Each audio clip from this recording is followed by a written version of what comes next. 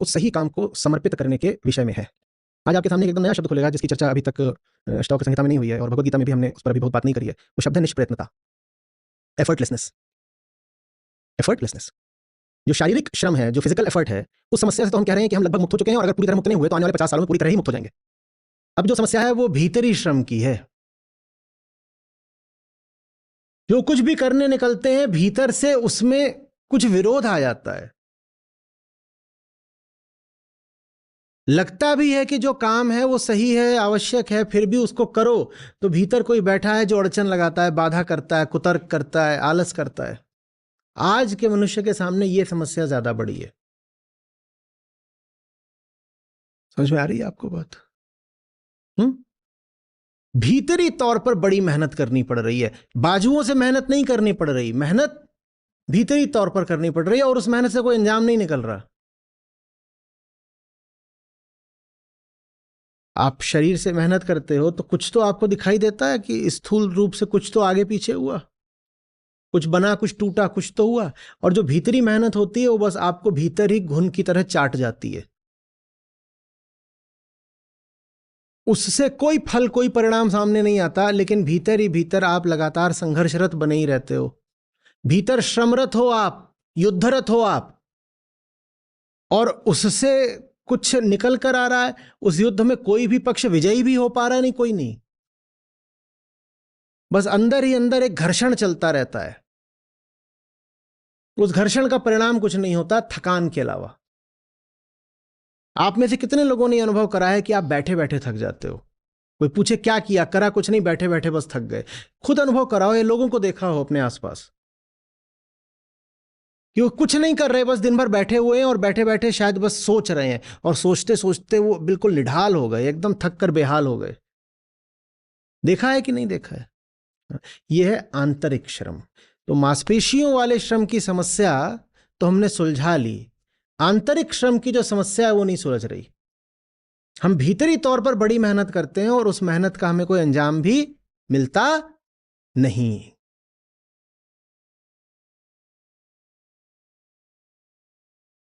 अंजाम भी नहीं मिलता, कोई आकर के उस पर आपको किसी तरह का श्रेय भी नहीं देता।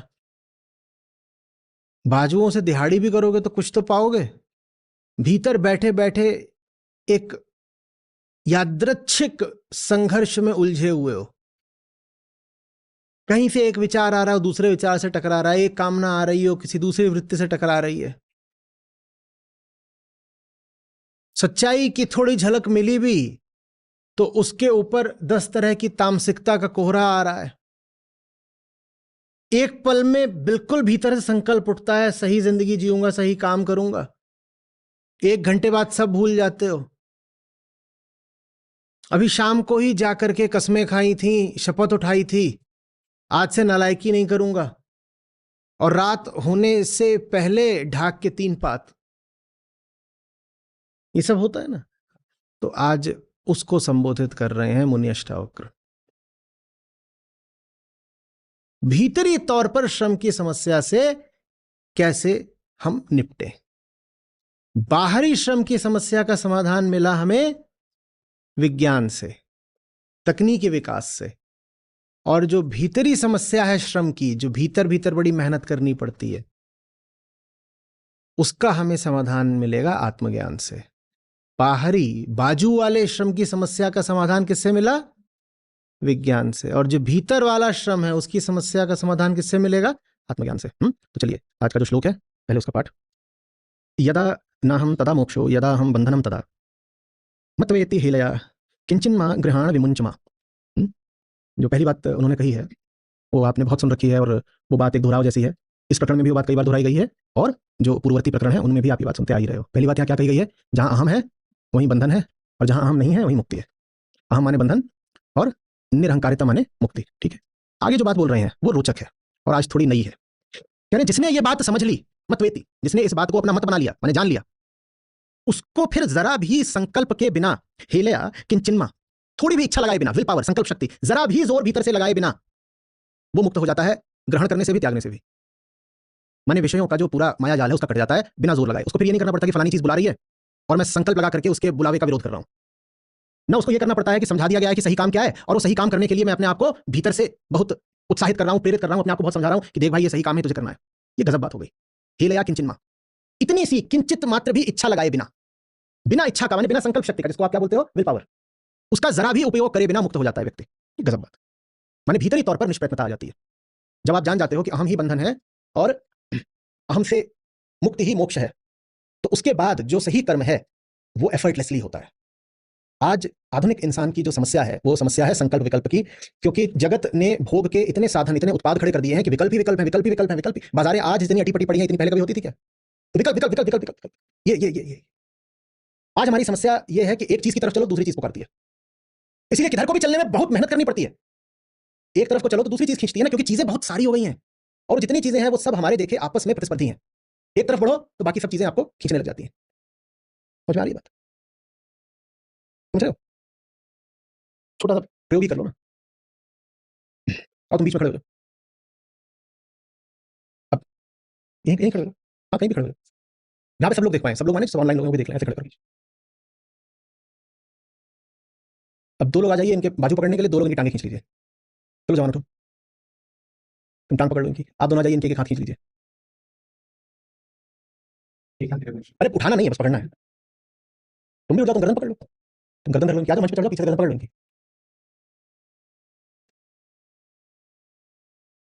ये अहंकार है, ये अहंकार है। चूंकि ये नहीं जानता, ये अहंकार है, चूंकि ये नहीं जानता कि किससे रिश्ता बनाना है, इसलिए इसने कितनों से रिश्ता बनाया? 5 से। इस 5 को हम यहाँ पे क्या मानेंगे? 500। ये 5 नहीं है, ये 500 है। 500 रिश्ते से क्यों बनाने पड़े हैं? क्योंकि एक से इसका कोई रिश्ता है नहीं। जब एक से रिश्ता नहीं होता तो 500 से रिश्ते बनाने पड़ते हैं। 500 से आशय क्या होता है? विविध प्रकृति, प्रकृति के जितने विविध विषय हैं, प्रकृति माने जगत, ये जो पूरा संसार है। प्रकृति माने जंगल नहीं होता अध्यात्म में, प्रकृति माने ये जो पूरा संसार है। तो चूंकि हम नहीं जानते हमें चाहिए क्या, इसीलिए हम 100 चीजों की तरफ भागते हैं। हमें नहीं पता हमें एक चीज क्या चाहिए, तुम 100 अंधी दिशाओं में भागते रहते हैं, कभी इस पर प्रयोग करते हैं, कभी उसको पकड़ते हैं। एक समय आएगा कि इन्होंने इनको पकड़ा होगा, फिर उनको पकड़ा, फिर उनको पकड़ा, इनको पकड़ा, इनको पकड़ा, इनको पकड़ा, और किसी के साथ भी इनको भरोसा या संतुष्टि तो हो नहीं पा रही। क्यों पा रही है? एक के साथ हो गई होती तो 5 तो नहीं पकड़ने पड़ते। अब इन 5 से इनकी पहचान आ रही है, ये थोड़ा थोड़ा अपनी पहचान 50 जगह से ले रहे हैं। हम सब लोग मल्टीपल आइडेंटिटीज के जीव होते हैं कि नहीं होते हैं? मल्टीपल आइडेंटिटीज के। अब अमेरिका पहुंच जाते हो तो वहां आप पाते हो कि एक तमिल है और एक पंजाबी है, दोनों भारतीय हो गए। और यही भारत में जब तमिल और पंजाबी आमने सामने आते हैं तो फिर हो सकता है एक दूसरे का मजाक उड़ाने लग जाए, भिड़ जाए, आपस में कुछ भी कर सकते हैं। हमारी कोई एक पहचान नहीं होती, हमारी 100 पहचान होती है। हम बॉस के सामने एक व्यक्ति होते हैं, हम यारों के सामने दूसरे व्यक्ति होते हैं, हम पत्नी के सामने एक व्यक्ति होते हैं, और प्रेसी के सामने हम चौथे व्यक्ति हो जाते हैं। तो अहंकार क्या लेके चलता है? कई पहचाने, मल्टीपल आइडेंटिटीज, मल्टीपल आइडेंटिटीज। आप जितनी चीजों को पकड़ते हो, हर पकड़ से आपको एक आइडेंटिटी मिलती है, तादाद में से पहचान मिलती है। ठीक है? और चूंकि हम ये जानते ही नहीं कि सिर्फ एक वो कौन सही है जिसे पकड़ना है, इसीलिए वो ये गवारा नहीं कर सकता, बर्दाश्त नहीं कर सकता, अफोर्ड नहीं कर सकता कि बाकियों को त्याग दे। तो उसको मजबूरी में सब कुछ ही पकड़ के रखना पड़ेगा, सब कुछ ही वो पकड़ के रखता है। ये अहंकार की साधारण स्थिति होती है। हम सब ऐसे हैं। अहंकार माने हम, मैं, जीव, हम लोग सब। ठीक है? इतनी जल्दी मुक्ति थोड़ी मिलती है। चलो अब मैं बुला रहा हूं, आओ मेरी तरफ आओ। आप लोग अपना अपना काम करिएगा, आपको थोड़ी बुलाया है। आओ इधर आओ, आओ। अब इसे क्या करना पड़ रहा है? जल्दी बोलो। एफर्ट, ये इंटरनल एफर्ट है।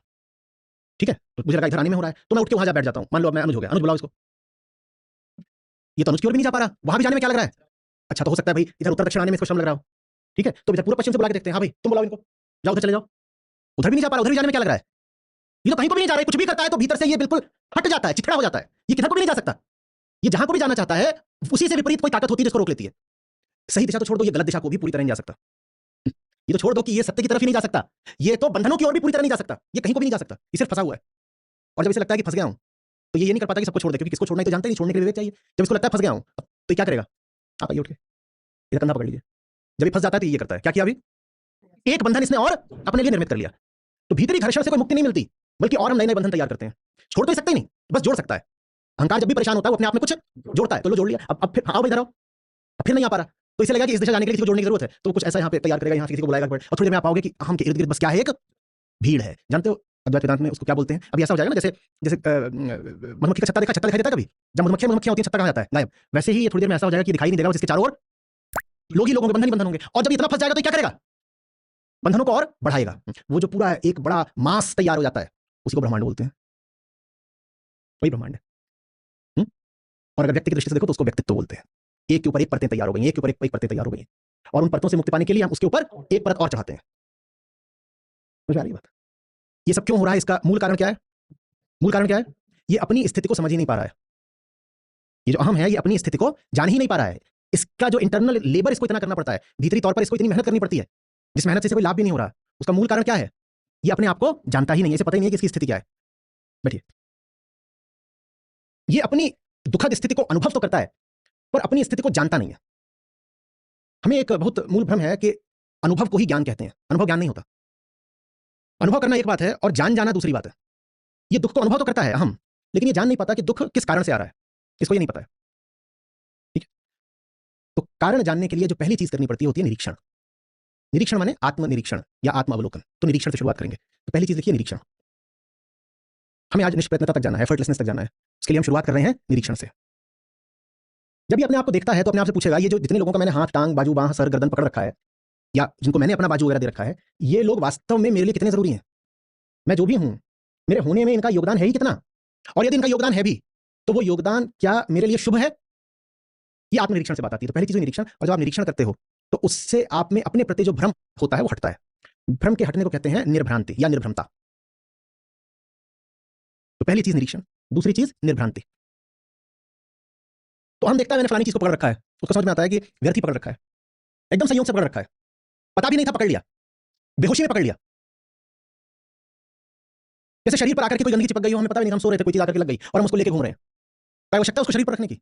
वो एक जुड़ाव है आपकी हस्ती के साथ, वो चीज है आगे जुड़ गई है, लेकिन यूं ही जुड़ गई, यूं ही बस यादृच्छिक रूप से, संयोगवश उससे कोई लाभ आपको मिल नहीं रहा है। तो ये फिर क्या बोलता बोलता इससे अपना नाम जोड़ने की, अपनी पहचान जोड़ने की कोई जरूरत है नहीं, ये हटा। ऐसे ही करके जितने भी उसने सब ये अपने रिश्ते बना रखे होते हैं, वो एक एक का निरीक्षण करता है। जैसे निरीक्षण करता जाता है उसे पता चलता है कि इसकी भी मुझे कोई जरूरत है नहीं, एकदम कोई जरूरत नहीं है, इसको भी हटाओ, हटाने दो। ये न भी रहे तो मैं हूं, बल्कि ये न रहे तो मैं कहीं बेहतर हूं, मुझे कुछ नहीं करना इसको पकड़ करके। इसको कहते हैं निर्भ्रांत होना। ये भ्रांति है कि आप जो कुछ बने बैठे हो वो आपकी असलियत है। आप जिन भी चीजों को अपने लिए जरूरी मानते हो जरूरी है नहीं। आप जिन चीजों में अपना सुख मानते हो वहां आपको सुख है नहीं, और जिन चीजों से आप डरे बैठे हो कि बड़ा दुख आ जाना है उनमें दुख है नहीं। हमारी पूरी हस्ती ही एक बड़ी भ्रांति होती है, इल्यूजन। वो तभी हटेगा जब निरीक्षण हो, आत्मावलोकन हो। अपने आप को देखो और पूछो अपने आप से, जो चीजें मैं अपने आप को इतना जरूरी बताता आया हूं उनसे मिलता क्या है, क्या मिल रहा है? अहंकार ऐसे करके अपनी जब पहचानों को हटाने लगता है तो धीरे धीरे वो पाता है कि वो पहचानों से मुक्त होता जा रहा है। जो अहंकार पहचानों से माने विषयों पर आश्रयता से मुक्त है, उसी को फिर हम कह देते हैं मुक्त अहंकार या निरहंकार। अहंकार बंधता ही इस भ्रांति में है कि उसे बंधने की जरूरत है। जैसे ही उसे समझ में आता है कि जरूरत नहीं है बाबा, वैसे ही वो उस जरूरत से मुक्त हो गया, स्वयं से ही मुक्त हो गया। उसको कहते हैं निरहंकारिता। जो उसने अपनी एक आश्रित हस्ती बना रखी थी, वो आश्रित हस्ती गई। मुझे अपने होने के लिए इन सब सहारों की कोई जरूरत नहीं। तो ये सहारे हैं, ये वास्तव में सहारे नहीं है, क्या है? बंधन है। यही आज बात कर रहे थे हम, सहारा ही बंधन है। मैंने तो ये सोच के सहारा बनाया था कि सहारा है, पर वो है तो बंधन ना। सहारे हटाते ही बंधन हट जाते हैं। सहारा हटाया नहीं कि बंधन हट गया, बंधन हटा तो हम कहते हैं निरहंकारिता। तो निरीक्षण, निरीक्षण से निर्भ्रमता, निर्भ्रमता से निरहंकारिता। अहंकार के होने का ही मतलब है अपूर्णता का होना। अहंकार अपने आप को हमेशा क्या मानता है? मैं इसलिए तो गया था दुनिया भर के बाजू पकड़ने, मैं अकेला हूं, अधूरा हूं, अपूर्ण हूं, तो मैं क्या करने जाता हूं फिर? कभी इसकी टांग पकड़ता हूं, कभी उसके हाथ जोड़ता हूं, कभी किसी के द्वार खटखटाता हूं, कभी किसी से भीख मांगता हूं। कामना। अहंकार है तो अपूर्णता है, अपूर्णता है तो कामना है। अहंकार के होने का मतलब ही होता है कि कामना को होना पड़ेगा, क्योंकि अहंकार अपनी दृष्टि में एक अपूर्ण इकाई है। जो अपूर्ण है वो बेचारा क्या करेगा? उसको तो इधर उधर काम नहीं करनी पड़ेगी ना, इधर से कुछ मिल जाए तो पूर्ण हो जाऊं, वहां से कुछ मांग लूं, कहीं उधार ले लूं, कुछ कर लूं, किसी तरह पूर्ण हो जाऊं। अपूर्णता खलती है, किसी तरीके से तो पूर्ण हो पाऊं। तो निरहंकारिता के साथ साथ आती है निष्कामना।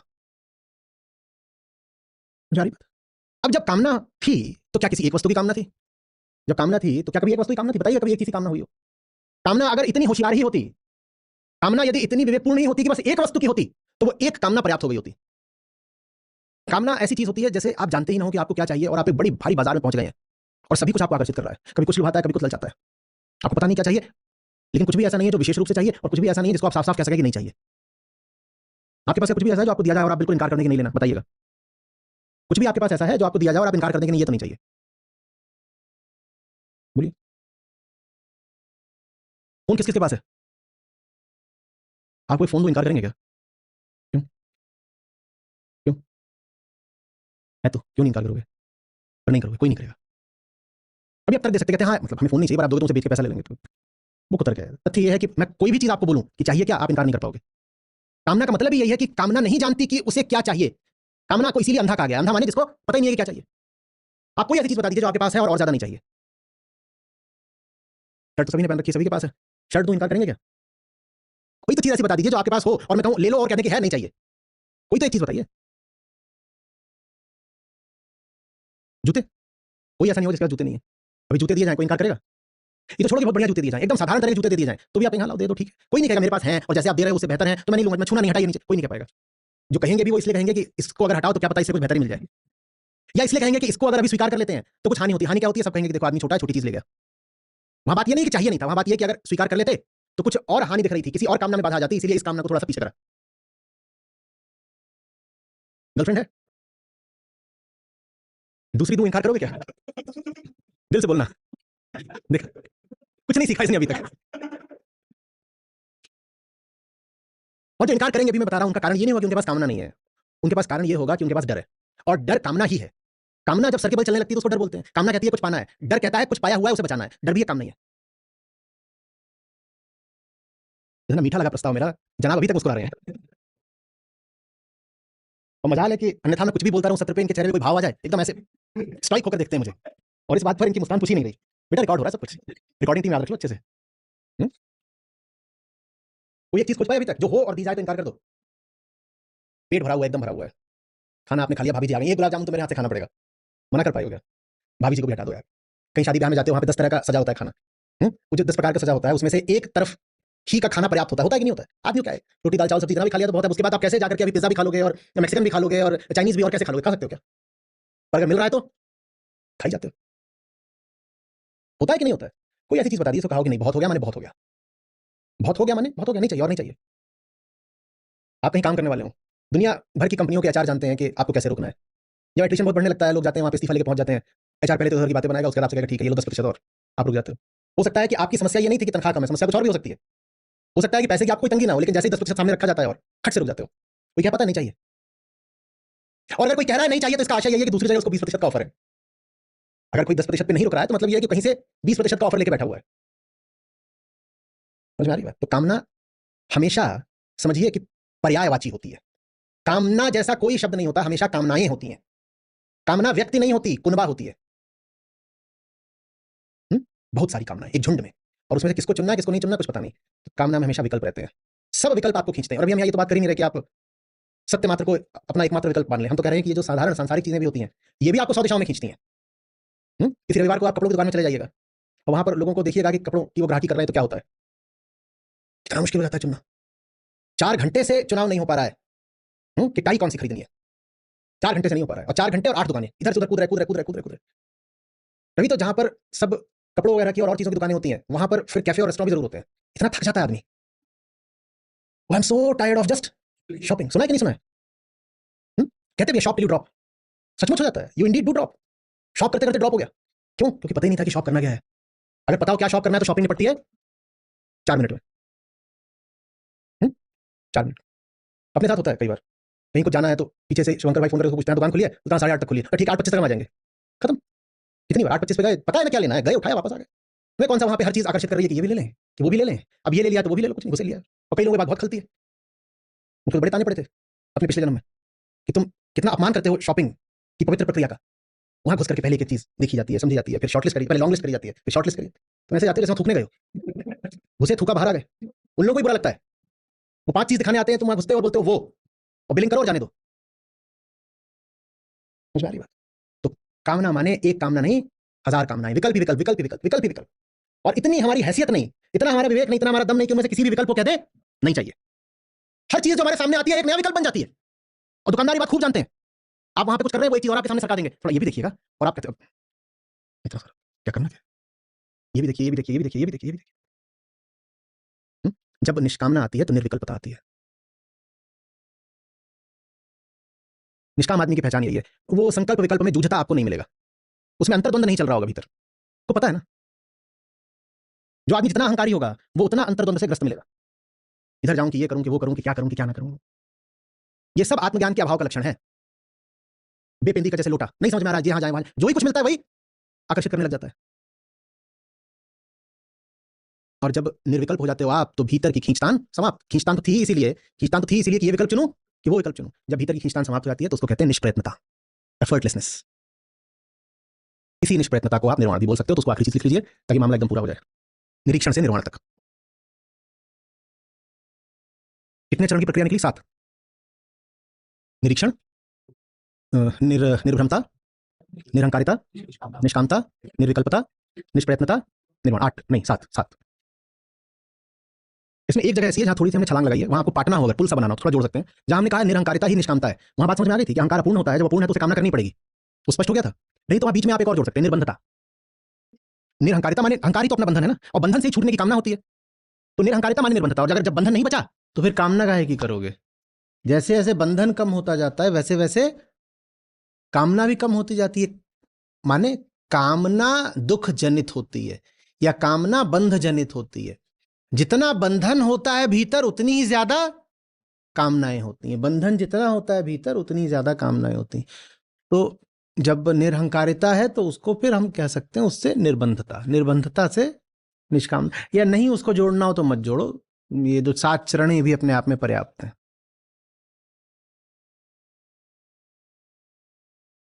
समझ में आ रही है बात? अब सोचो कि जीवन कैसा होगा अगर भीतर से मामला निष्प्रयत्न हो जाए। कैसा होगा? नहीं सोच सकते, पर जैसा अपना चल रहा है उसका तो निरीक्षण कर सकते हो ना। और उसमें भीतर हर समय क्या है? भीतर क्या है लगातार? इंटरनल कॉन्फ्लिक्ट, स्ट्राइफ, है ना? कबीरा यह गत अटपटी